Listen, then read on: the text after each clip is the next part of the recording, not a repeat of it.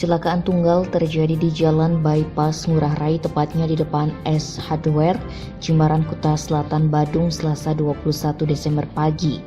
Sebuah mobil mengalami out of control sehingga menabrak pohon perindang. Peristiwa itu pun direkam warganet dan akhirnya viral di media sosial.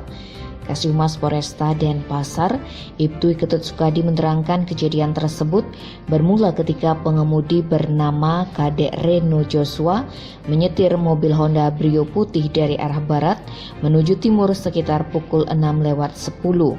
Tiba di depan S Hardware Jimbaran, pengemudi yang tinggal di Jalan Nuansa Utama Selatan 7 nomor 25 Taman Kria Jimbaran itu kehilangan kendali atau out of control.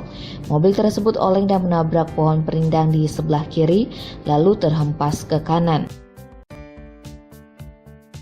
Akibat kejadian ini, Reno mengalami nyeri di dada dan dilarikan ke Rumah Sakit Surya Husada Nusa Dua untuk mendapat perawatan.